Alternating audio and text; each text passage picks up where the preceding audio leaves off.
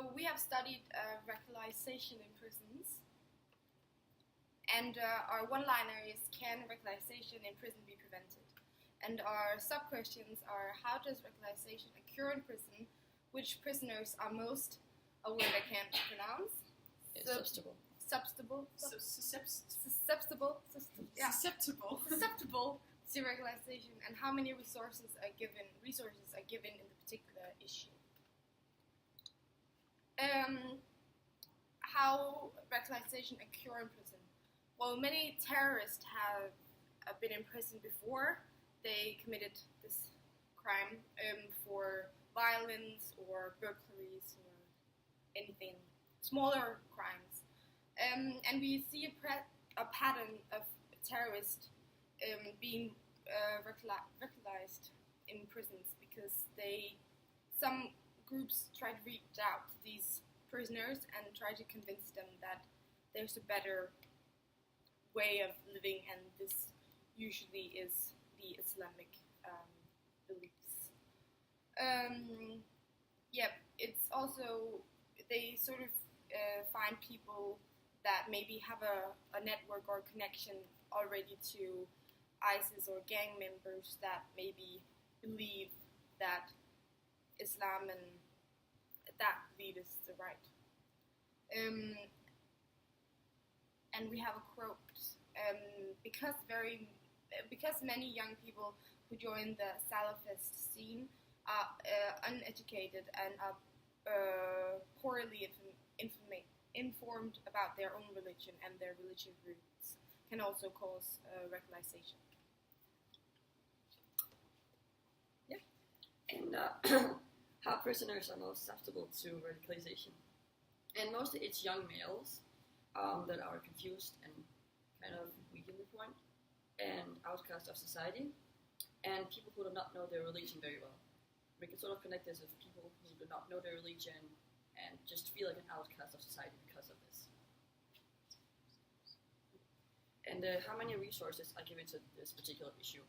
Well, right now at the moment, after the Copenhagen shooting, Denmark has been having a lot of focus on radicalization. And the UK is practicing antisocial prison cells for extremists. And well, the Middle Eastern countries, they need a lot of improvement. For example, there's a lot of stuff happening there, like the Islamic State. And then the overall answer to our one-liner, which was, can radicalization be prevented in today's society, is that it's really difficult to prevent radicalization in prisons because of the amount of extremists in prisons. So also the outside network creates a much bigger threat, because even though you remove the extremists that radicalizes the prisoners, the outside networks will still reach out to someone else, and they can proceed where the other one stopped. And then we read a text that said it only takes one extremist to create 5 more. So 1 goes in and 5 or 6 comes out, so it's a never-ending circle. Even though you remove one, there will still be many other. And one of the solutions we found were most effective was the antisocial cells for the extremists. So that means they can't even speak to anyone, and they're not allowed to socialize with any of the other prisoners. So also cutting out of the outside contact, so that the outside networks will not be able to reach out or communicate with the prisoners, will make it a lot easier to prevent radicalization as well. Yeah.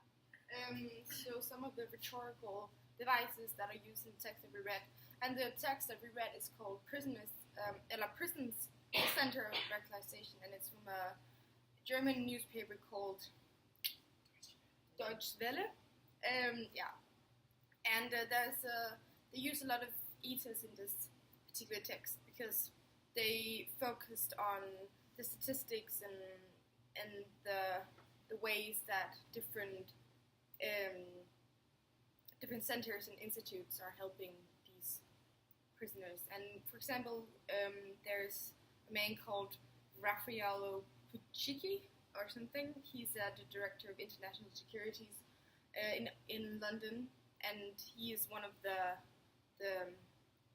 main characters or actors in this text.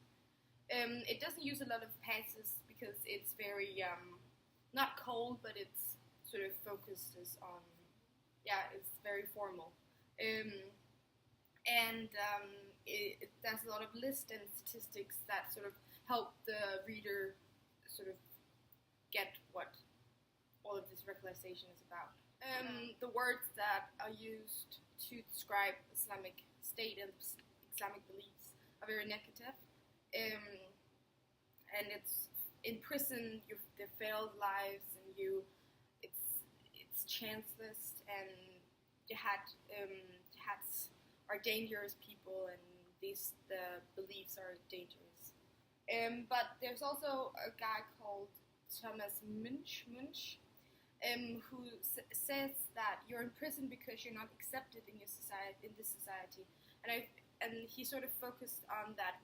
If we as a Western or world want to prevent terror, we have to sort of focus on these people that doesn't really are accepted, and they're weak, and we need to help them instead of just make them outcast and sort of then afterwards blaming them for terrorism.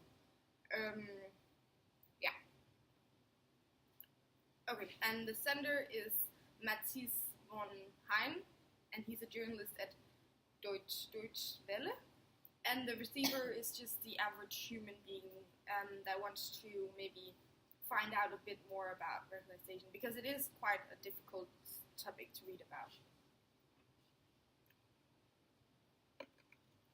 And what the main claim was that, the prison is the center of radicalization. And our backing then have an example of a man who's been radicalized in prison. His name is, how do you pronounce it? Mahadi Mimosh or something. Who was a man. He was 29 years old when he committed a terror action in Belgium on a Jewish museum. And there was 4 people who got killed and 4 injured. He's just a great example to show a modern, radicalized person who is kind of weak and confused about their religion, so they commit a crime. That's it.